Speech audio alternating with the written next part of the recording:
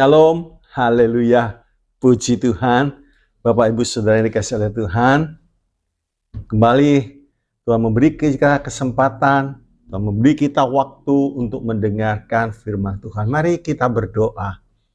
Bapa dalam sorga, terima kasih buat kesempatan yang Tuhan masih berikan kepada kami untuk mendengarkan kebenaran firman-Mu. Berkati mulut lidah hamba-Mu yang akan menyampaikan, bahkan kami semua yang mendengarkan Tuhan, Kau memberkati, Kau mengurapi kami, sehingga firman-Mu boleh tumbuh di hati kami yang tersubur, sehingga boleh mengeluarkan buah dengan maksimal. Terima kasih, dalam nama Tuhan Yesus, hamba-Mu bersyukur. Amin.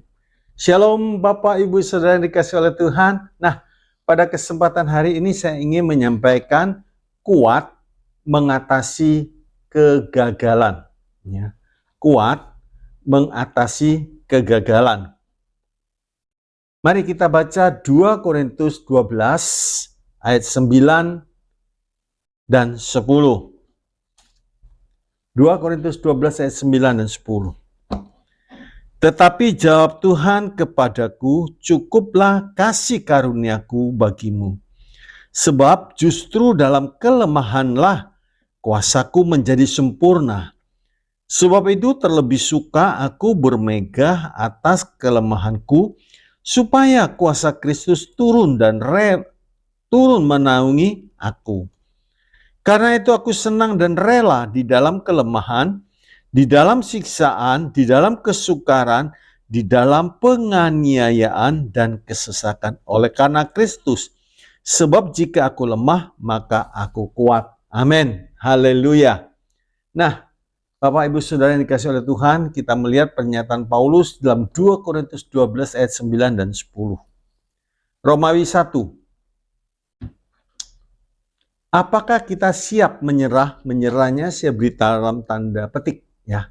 Apakah kita siap menyerah tatkala gagal atau membuat suatu kesalahan? Ya. Tuhan sendiri rela, saudaraku, kelihatan gagal ketika ia tergantung di atas kayu salib. Ini satu penghinaan, saudaraku. Galatia 3 ayat yang ke-13. Galatia 3:13 dikatakan demikian. Kristus telah menebus kita dari kutuk hukum Taurat dengan jalan menjadi kutuk karena kita. Sebab ada tertulis, terkutuklah orang yang digantung pada kayu salib. Jadi Yesus rela mengambil kutuk itu yang sebenarnya kita yang tanggung bagi dia. Ya, dia rela terkutuk dan tergantung di atas kayu salib. Nah, di sini kita melihat, saudaraku, sebab itu saya katakan Romawi 1 tadi, apakah kita rela, apakah kita siap dalam tanda petik menyerah tatkala gagal atau membuat suatu kesalahan. Ini penting, ya. Kita harus menyadari akan hal ini. Yesus rela menjadi kutuk karena dia punya satu tujuan yang jelas. Nah, hanya orang yang kuat dapat menanggung kehinaan akibat kelihatan seperti orang yang gagal.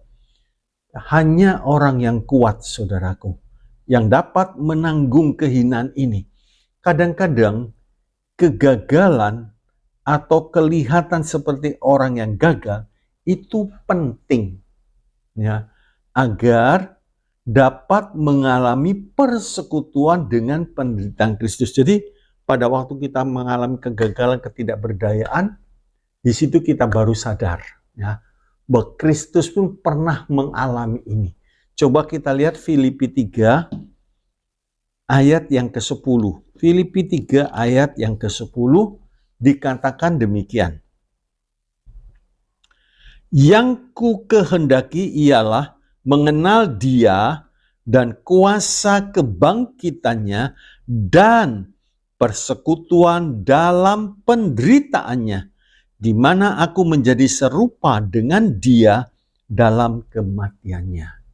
Haleluya. Ya. dalam pertimbangan Allah,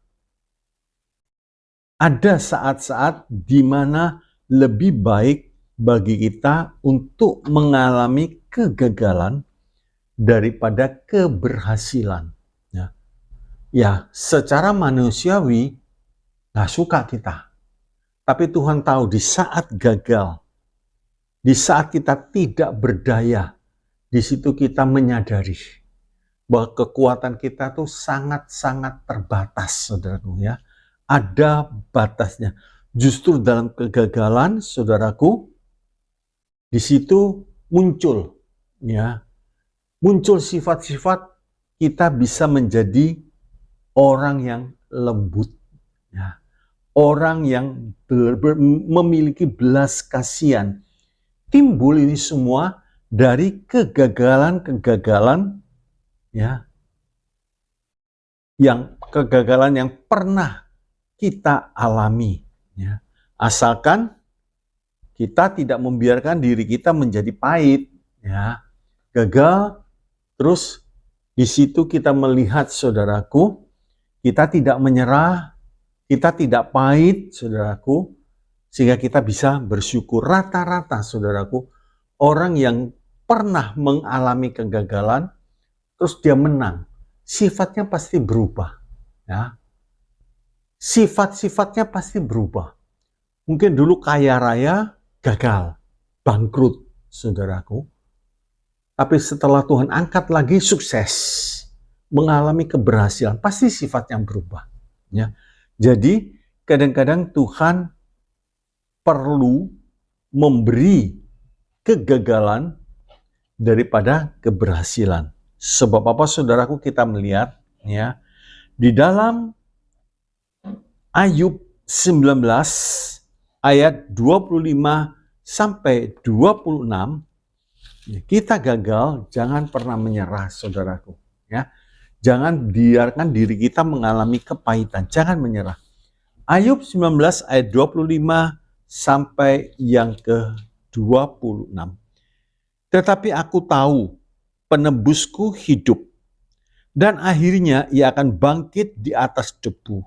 Juga sesudah kulit tubuhku sangat rusak, tanpa dagingku pun aku akan melihat Allah. Di sini Ayub menyadari, terus Ayub punya pengharapan, dia tidak kecewa, dia tidak pahit. Coba kita lihat Ayub 29 ayat 12 sampai yang ke-16. Dikatakan demikian. Ayub 29:12. Karena aku menyelamatkan orang sengsara yang berteriak minta tolong, juga anak piatu yang tidak ada penolongnya. Aku mendapat ucapan berkat dari orang yang nyaris binasa, dan hati seorang jandaku buat bersukaria. Aku berpakaian kebenaran, dan keadilan menutupi aku seperti jubah dan serban. 15. Aku menjadi mata bagi orang buta dan kaki bagi orang lumpuh. 16.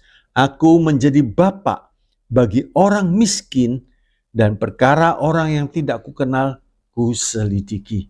Ayub rela, Ayub mau, ya, kehilangan waktu, tenaga, ya, perasaan dan lain sebagainya, tapi dia mau, dia rela. Ini hasil dari pengolahan kehidupan Ayub sehingga Ayub berubah. Kita lanjut, kesombongan dan sikap aku tidak pernah keliru. Nah, kesombongan dan sikap aku tidak pernah keliru mendapat dalam tanda petik pukulan maut. Ya, tatkala kita mengalami kegagalan. Itu seperti satu hantaman yang keras. Loh, aku nggak pernah salah. Aku nggak pernah keliru. Kenapa aku menjadi seperti ini?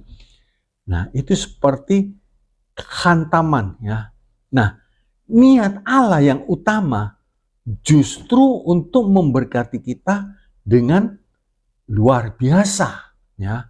Dengan luar biasa, saudaraku. Jadi, Tuhan ingin memberkati supaya kesombongan kita ini sirna. Ya, sirna, saudaraku. Jangan kita sampai berkata, aku tidak salah. Aku tidak pernah keliru.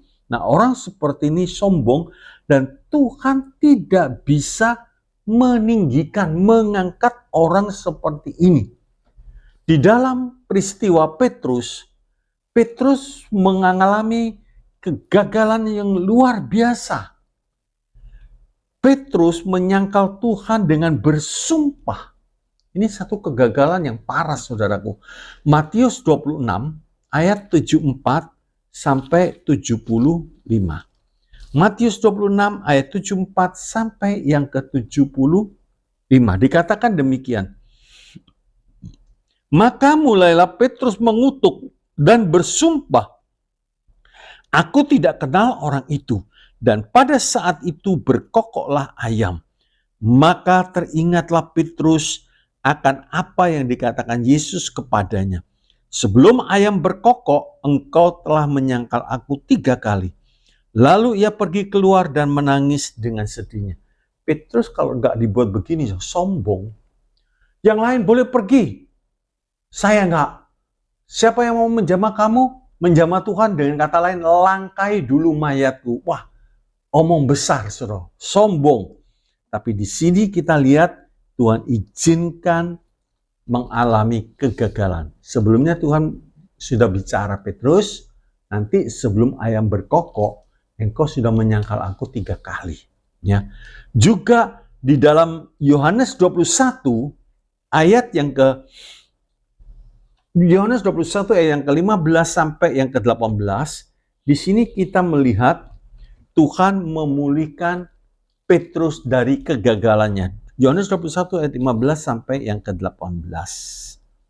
Dikatakan demikian, sesudah sarapan Yesus berkata kepada Simon Petrus, Simon anak Yohanes, apakah engkau mengasihi aku lebih daripada mereka ini? Jawab Petrus kepadanya, benar Tuhan, engkau tahu bahwa aku mengasihi engkau. Kata Yesus kepadanya, gembalakanlah domba-dombaku. Kata Yesus pula kepadanya untuk kedua kalinya, Simon anak Yohanes, apakah engkau mengasihi aku? Jawab Petrus kepadanya, benar Tuhan, engkau tahu bahwa aku mengasihi engkau. Kata Yesus kepadanya, gembalakanlah domba-dombaku. Kata Yesus kepadanya untuk ketiga kalinya, Simon, anak Yohanes, apakah engkau mengasihi aku? Maka sedih hati Petrus, karena Yesus berkata untuk ketiga kalinya, apakah engkau mengasihi aku? Dan ia berkata kepadanya, Tuhan, engkau tahu, aku mengasihi engkau. Kata Yesus kepadanya, gembalakanlah domba-dombaku. Di sini saudaraku, Petrus diingatkan sebab dalam ayat sebelumnya Petrus gagal. Dia pergi mau mencari ikan. Ketemu Tuhan, tidak punya ikan. Ya. Terus di sini Tuhan mulai mengingatkan kepada Petrus, panggilan Petrus untuk menggembalakan sampai 3 kali. Dan ini dinyatakan di antara para murid-murid yang lain. Ya. Di antara murid-murid Tuhan yang lain.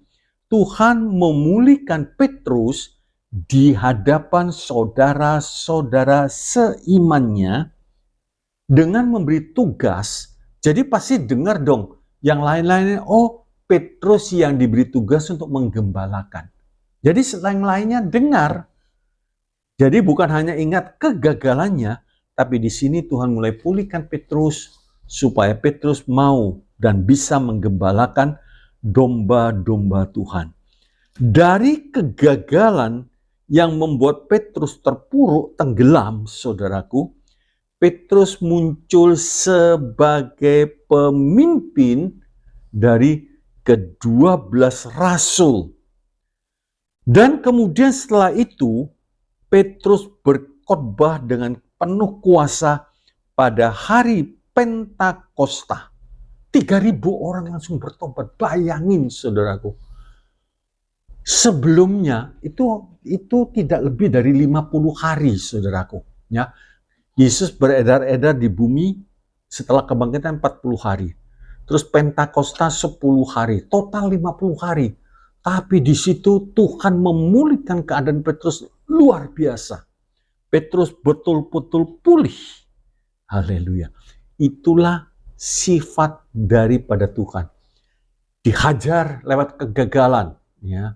Akhirnya Petrus menyadari. Di dalam kitab Ayub 5, di sini kita melihat, saudaraku, Ayub 5 ayat yang ke-17 dan 18. Ayub 5, 17 dan 18. Sesungguhnya berbahagialah manusia yang ditegur Allah. Sebab itu janganlah engkau menolak didikan yang maha kuasa.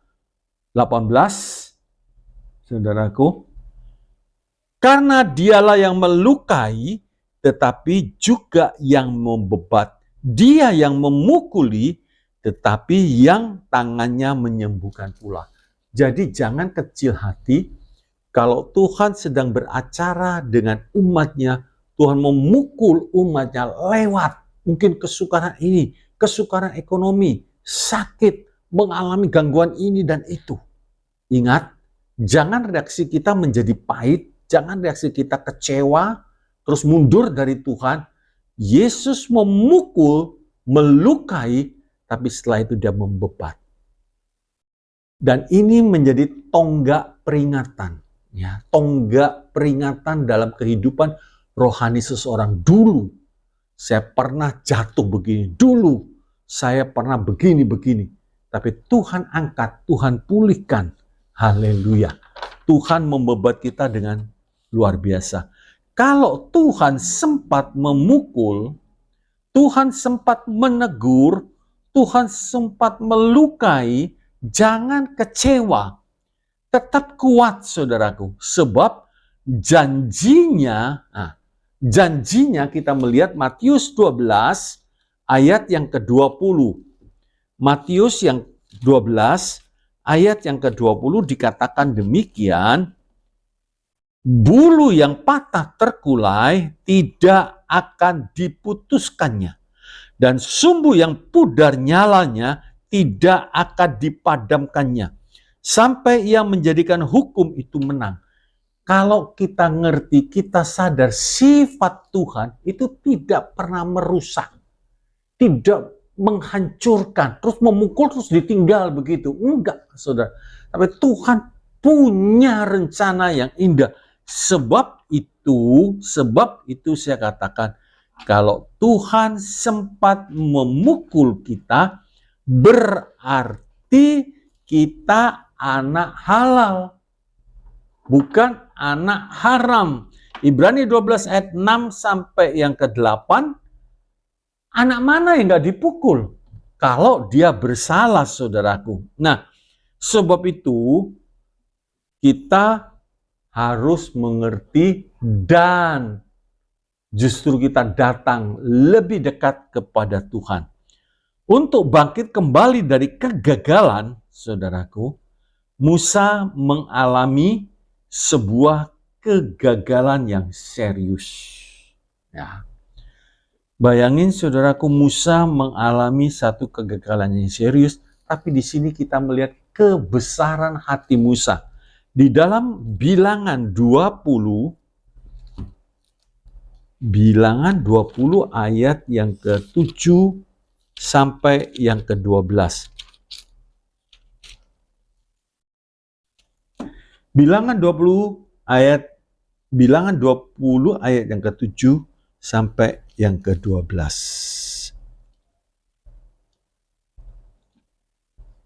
Tuhan berfirman kepada Musa, ambillah tongkatmu itu dan engkau dan Harun kakakmu haruslah menyuruh umat itu berkumpul, katakanlah di depan mata mereka kepada bukit batu ini supaya diberinya air. Demikianlah engkau mengeluarkan air dari bukit batu itu bagi mereka dan memberi minum umat itu serta ternaknya.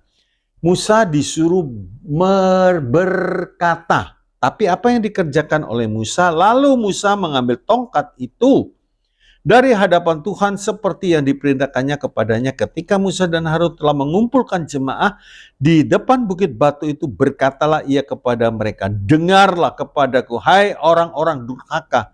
Apakah kami harus mengeluarkan air bagimu dari bukit batu ini? Sesudah itu Musa mengangkat tangannya lalu memukul bukit batu itu dengan tongkatnya 2 kali.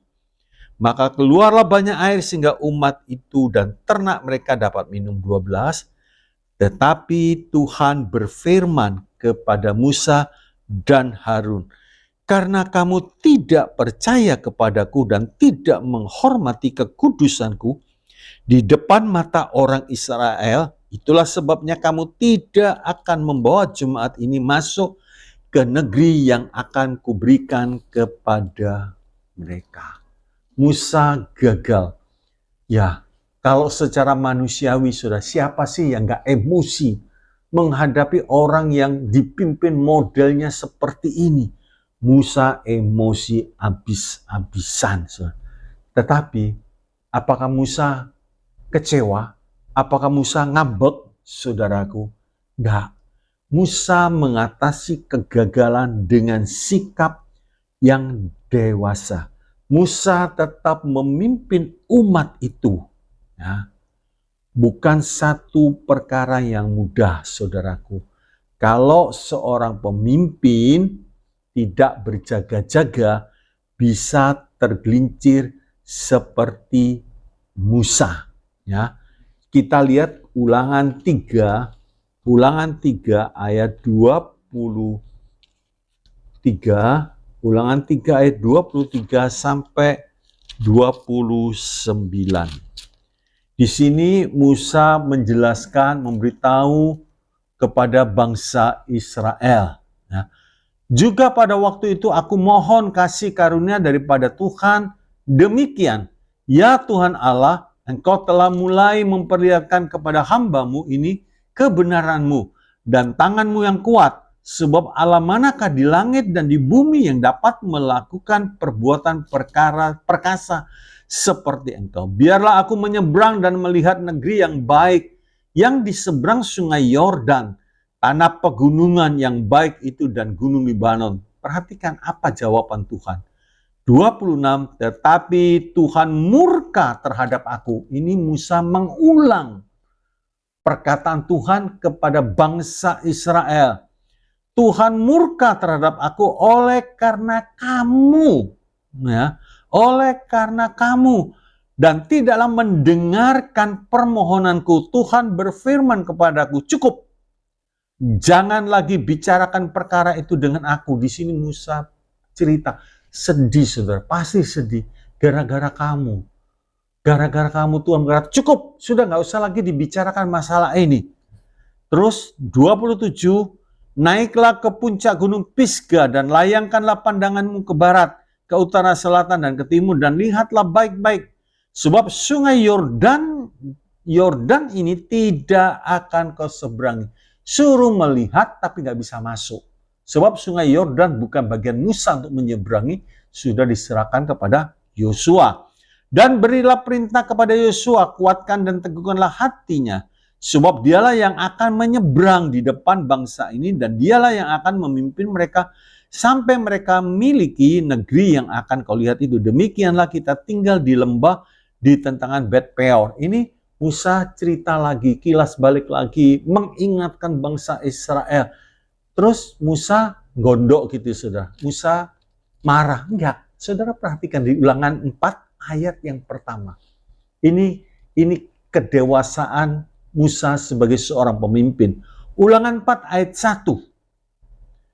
Maka sekarang hai orang Israel, dengarlah ketetapan dan peraturan yang kuajarkan kepadamu untuk dilakukan, supaya kamu hidup dan memasuki serta menduduki negeri yang diberikan kepadamu oleh Tuhan Allah nenek moyangmu. Tuhan, Musa nggak pernah ngomong, sudah terserah kamu. Tapi tidak, Musa menekankan kembali, mengingatkan kembali, dengarlah ketetapan dan peraturan yang Musa ajarkan kepada bangsa Israel. Supaya tujuan Musa, bangsa ini bisa masuk ke negeri Kanaan.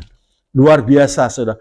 Musa berkata, meskipun aku tidak dapat masuk ke dalam tanah perjanjian, aku akan terus mengajarkan jalan-jalan Allah kepadamu agar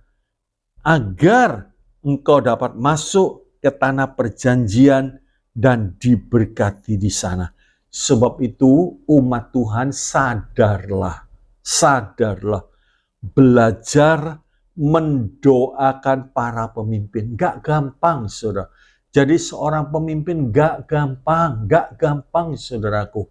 Kalau yang dipimpin tuh balelo, yang dipimpin tuh berontak, ini naluri daging bisa muncul, marah, saudaraku. Tapi di sini Musa mengingatkan, ingat aturan ketetapan yang sudah kusampaikan supaya kamu masuk dan beruntung sampai di negeri Kanaan. Ya.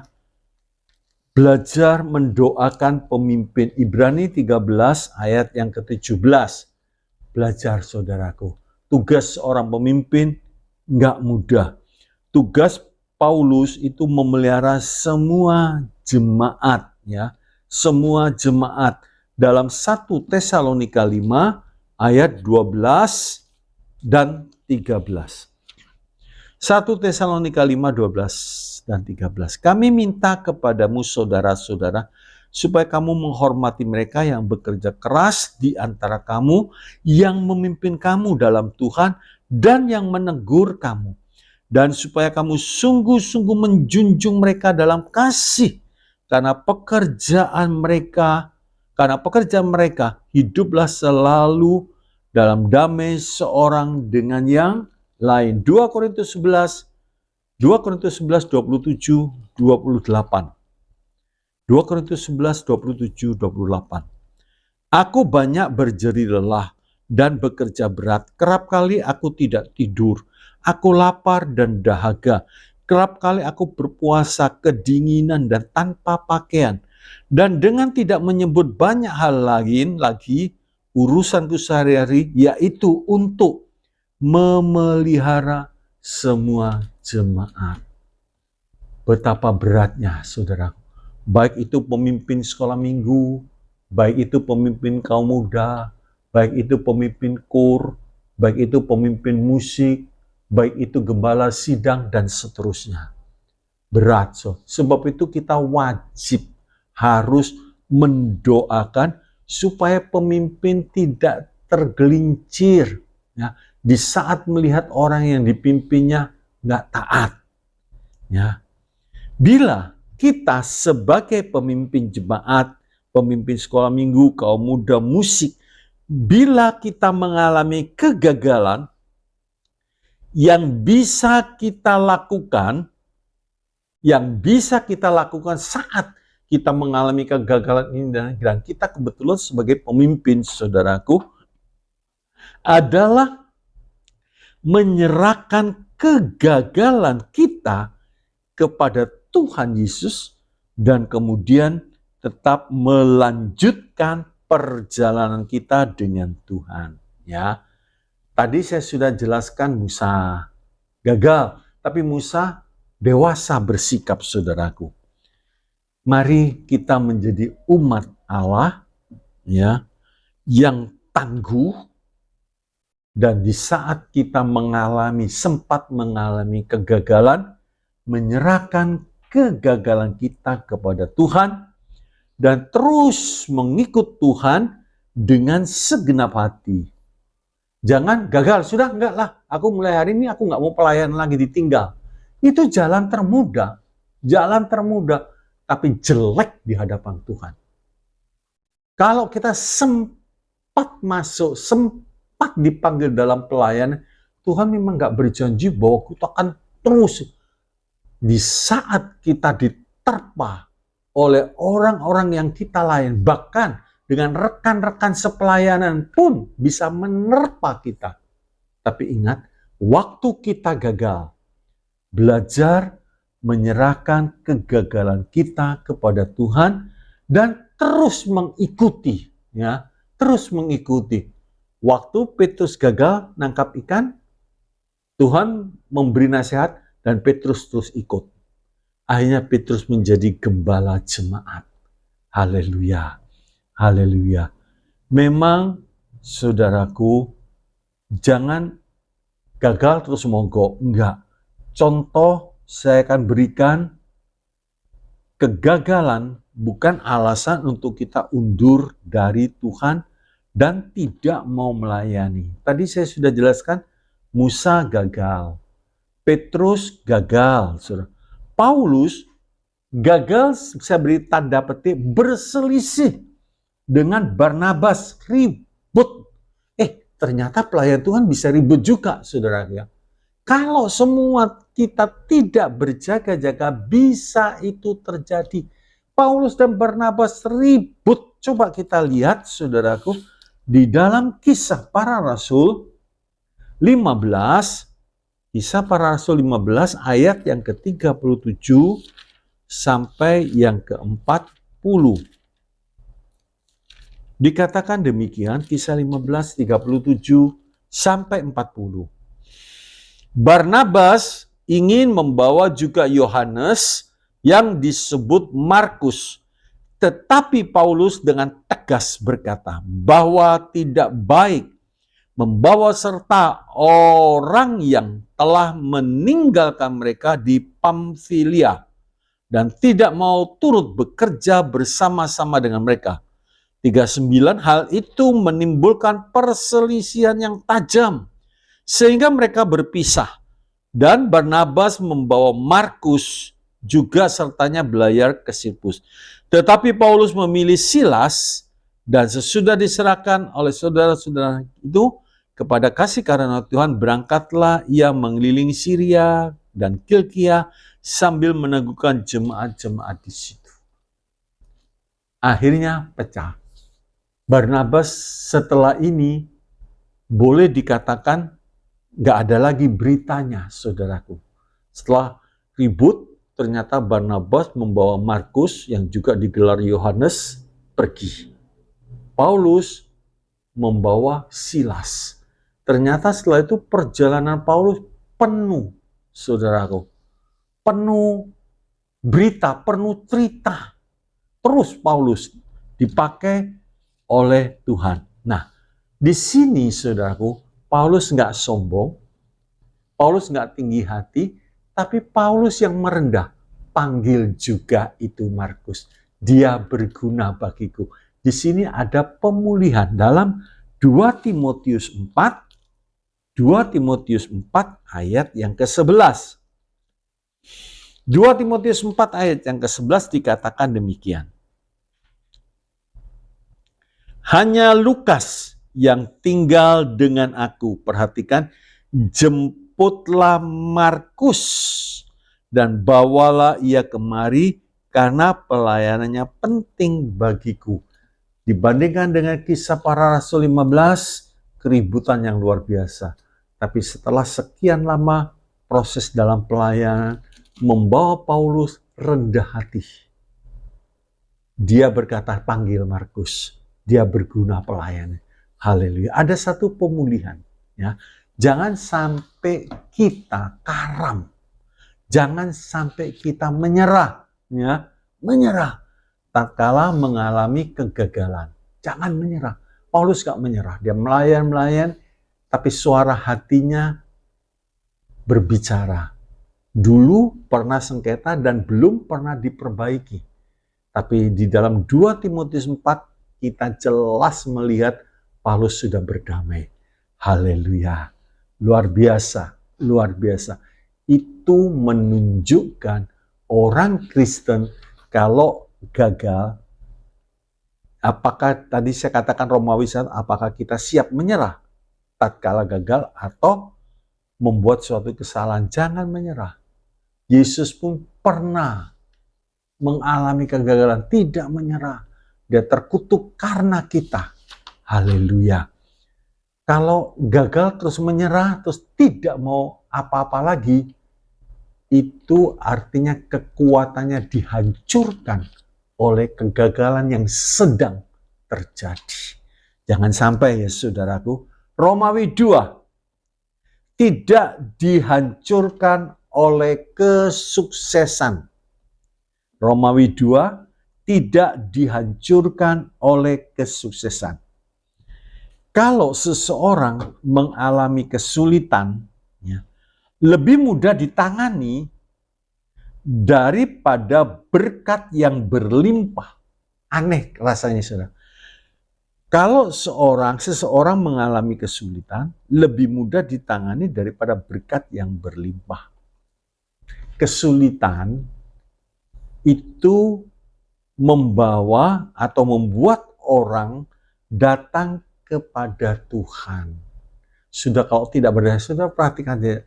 Kalau sudah, dokter bilang ini kankernya sudah stadium 4. Tuhan beri aku kesempatan. Tuhan tolong jamah aku. Mungkin dalam pekerjaan betul-betul terhempas rasanya. Rata dengan tanah begitu. Tuhan tolong Tuhan. Kalau Tuhan gak memberkati aku bagaimana? Tuhan tolong. Nah sekarang Tuhan berkata begini, saudara. Lebih mudah ditangani daripada berkat yang melimpah. Sebab kesulitan membuat orang itu datang minta pertolongan kepada Tuhan. Tetapi setelah orang tersebut berada di puncaknya, nah ini dia. Puncak berkat, saudara, puncak sukses. Selama beberapa saat, waspadalah. Hati-hati, saudara. Jangan sampai di saat puncak, seperti Nuh, sukses, berjalan bersama Allah, membuat kapal yang besar. Setelah semuanya selesai, Nuh mabuk anggur. Selesai sudah. Nggak ada ceritanya lagi, saudara. Nggak ada ceritanya lagi. Sayang. Ya. Orang kalau sudah sukses, itu lebih berbahaya. Salomo kan berkata begini, Tuhan, jangan jadikan aku kaya, nanti lupa. Jangan jadikan aku miskin, nanti menghujat. Lebih baik pas-pasan.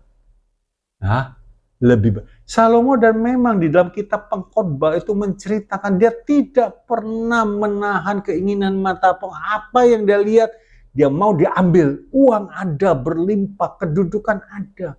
Akhirnya jadi begitu keji, begitu najis, saudaraku. Jadi saudaraku, orang yang berada di puncak, orang tersebut sukses, ya, akhirnya tanpa disadari, orang tersebut terlalu percaya diri dan kesombongan mulai masuk. Percaya diri dan kesombongan mulai masuk. Nah, juga dalam pelayanan berkat-berkat khusus, karunia-karunia khusus, saudaraku, mungkin mujizat kesembuhan, dan seterusnya, karunia ini, karunia itu, dan lain sebagainya. Dia pikir bahwa ia diperkenan Allah secara khusus, melebihi orang-orang yang lain. Sombong dah. Aku lebih dari kamu kan. Karuniaku, talentaku lebih daripada kamu. Terus dia merasa, wah, saya orang yang top. Keliru, sudah. Coba kita lihat, kalau satu orang diangkat Tuhan menjadi raja, apa nasihatnya? Jadi kalau satu orang didudukan oleh Tuhan menjadi raja, apa nasihat Tuhan? Apa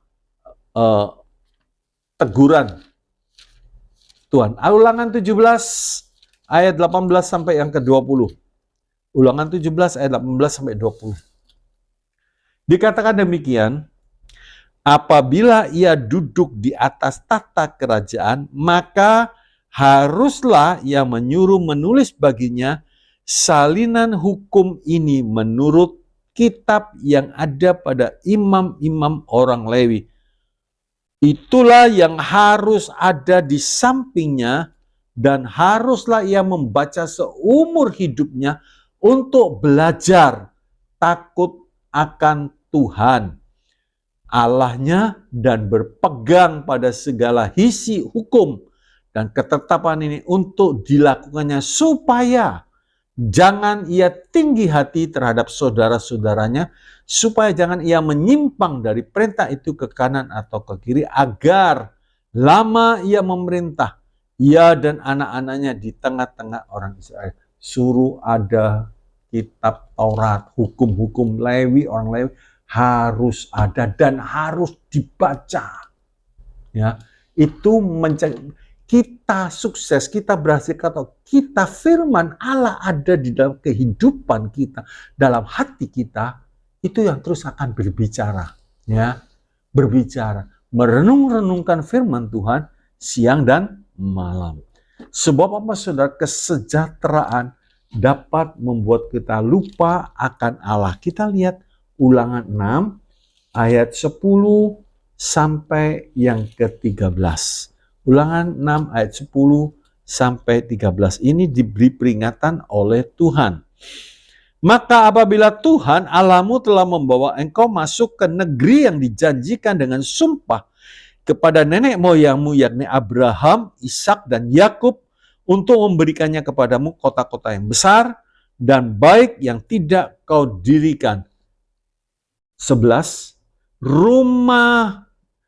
Rumah-rumah penuh berisi berbagai-bagai barang baik yang tidak kau isi, sumur-sumur yang tidak kau gali, kebun-kebun anggur dan kebun-kebun zaitun yang tidak kau tanami. Dan apabila engkau sudah makan dan menjadi kenyang, ayat yang ke-12 dikatakan, berhati-hatilah supaya jangan engkau melupakan Tuhan yang telah membawa kamu keluar dari tanah Mesir, dari rumah perbudakan. Engkau harus takut akan Tuhan Allahmu, kepada Dia haruslah engkau beribadah, dan demi namanya haruslah dikatakan apa? Engkau bersumpah.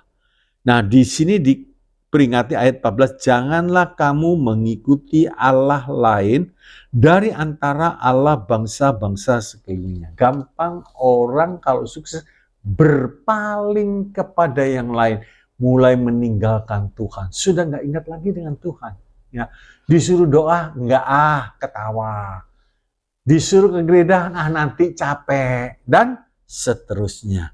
Nah, di sini saudaraku, Yeremia 22 ayat yang ke-21, coba kita lihat Yeremia 22 ayat yang ke-21 dikatakan demikian.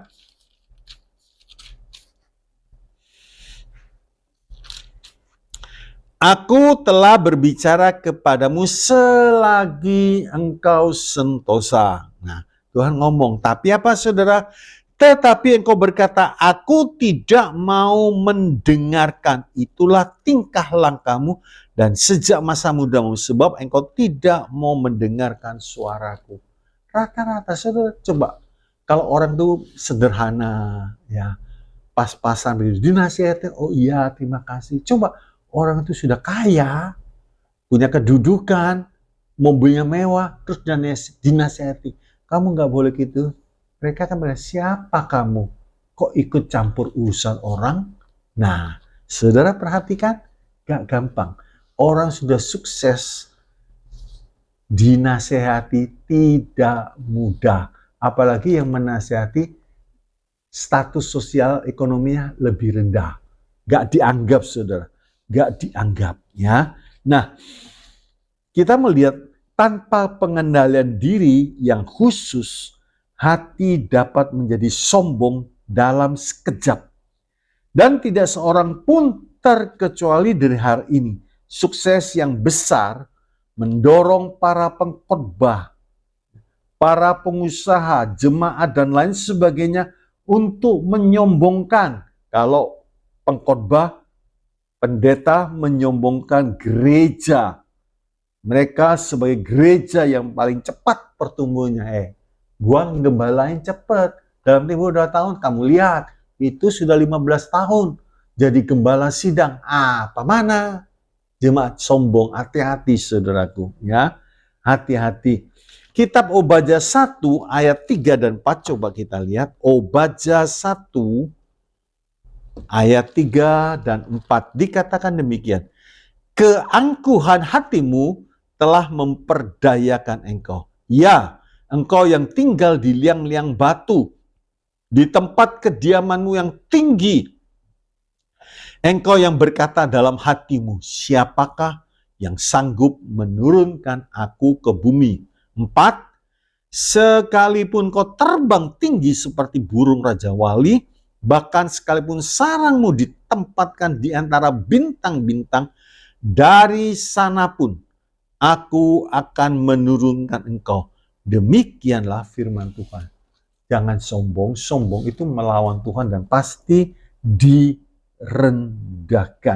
Sebab itu, kalau kita mau mengangkat pelayan dan lain sebagainya, jangan orang yang baru bertobat. Mudah sekali diserang oleh kesombongannya.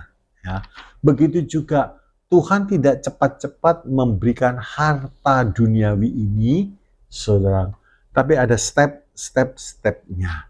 Ada fase-fase berikutnya. Supaya jangan kita sombong. Nanti saudara baca di Amsal 20 ayat 21, ya. Amsal 20, 21, 1 Timotius 3 ayat yang ke-6, Tuhan menunggu sampai kita dewasa baru diberikan. 1 Petrus 5 ayat yang ke-6. Nah, di dalam kitab Kisah Para Rasul, setiap kali seorang rasul mengadakan sebuah mujizat kegerakan yang luar biasa, saudaraku, maka tak lama kemudian akan datang aniaya. Di mana kegerakan Roh Kudus luar biasa, aniaya datang. Di mana mujizat Petrus kerjakan dengan cara luar biasa, Petrus teraniaya. Dan seterusnya. Sebab itu jangan orang yang baru. Mereka akan jatuh, saudaraku. Ya. Kesimpulannya kita akan melihat 1. Jangan pernah menyerah saat mengalami kegagalan. Matius 12 ayat yang ke-20. Nah, jangan pernah menyerah saat mengalami kegagalan. Betul-betul jangan, saudara. Masih ada Tuhan. Masih ada Tuhan. Masih Tuhan mau mendengarkan kita. 2. Jangan sampai kesuksesan menghancurkan kita. Sukses itu nggak gampang tanpa pondasi yang kuat, tanpa pondasi rohani yang kuat. Nggak gampang, saudara. Ulangan 6 ayat 10 sampai 13. Yeremia 22 ayat yang ke-21. Ya. 3. Menjadi orang kuat yang bersuka dalam keadaan lemah. Lo aneh, saudara. Kita kuat, tapi pada waktu mengalami kelemahan bersuka. Sebab apa? Justru di saat aku lemah, di situ aku kuat karena Tuhan. 2 Korintus 12 ayat 9 sampai 10, ayat terakhir kita akan baca. 2 Korintus 12 ayat 9 sampai 10. Dikatakan, tetapi jawab Tuhan kepadaku, cukuplah kasih karuniaku bagimu, sebab justru dalam kelemahanlah kuasaku menjadi sempurna. Sebab itu terlebih suka aku bermegah atas kelemahanku, bukan bermegah atas suksesku, bukan bermegah atas kekayaanku, tidak. Supaya kuasa Kristus turun menaungi aku. 10. Karena itu aku senang dan rela di dalam kelemahan, di dalam siksaan, di dalam kesukaran, di dalam penganiayaan dan kesesakan oleh karena Kristus. Sebab jika aku lemah, maka aku kuat. Terpujilah Tuhan, Tuhan Yesus memberkati. Ya, Bapak Ibu Saudara yang dikasihi Tuhan, yang dikasihi Tuhan, ya kita kuat senantiasa mengatasi kegagalan, saudara ya, dan tidak dihancurkan oleh kesuksesan. Ya. Kiranya Tuhan menolong kita saat ini. Mungkin kita sedang dalam gagal dalam tanda petik. Jangan menyerah.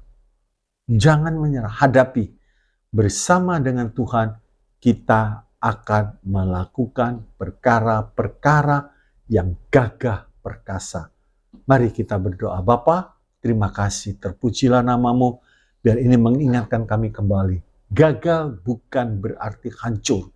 gagal merupakan satu batu loncatan bagi kami, supaya kami lebih teruji, lebih terolah, lebih dimurnikan, sehingga tidak ada lagi kesombongan dalam kehidupan kami. Berkati umat-Mu, biar mereka boleh mengalami sukses bersama Tuhan, tapi tidak dihancurkan oleh kesuksesan. Terpujilah nama Tuhan. Berkati rumah tangganya, berkati pekerjaannya, berkati kesehatan, berkati keuangannya ya Tuhan, berkati. Berkati pelayanannya, berkati masa mudanya, Tuhan tolong. Tuhan tolong. Berikan kekuatan ya Tuhan. Kami serahkan semuanya dalam tangan-Mu dan kami percaya. Kami orang yang berhasil, kami orang yang sukses bukan karena kami, tapi ada harta yang mulia di dalam kehidupan kami. Terpujilah nama-Mu, dalam nama Yesus hamba-Mu bersyukur. Mari Bapak Ibu kita angkat tangan kita. Terimalah saat ini berkat kasih dari Allah Bapa. Kasih sayang dari Tuhan Yesus Kristus. Perlindungan dari Tuhan Yesus Kristus. Berkat-berkat dari Tuhan Yesus Kristus. Penyertaan dari Tuhan Yesus Kristus. Persekutuan di dalam Allah Roh Kudus. Limpah dengan karunia-karunia roh dan buah roh. Menyertai perjalanan kami semua. Mulai hari ini sampai Maranatha Tuhan Yesus datang kembali, kami tetap berhasil. Karena kami berjalan bersama dengan Tuhan. Haleluya. Haleluya. Berkat ini diberikan. Semua yang percaya katakan amin. Tuhan Yesus memberkati. Haleluya.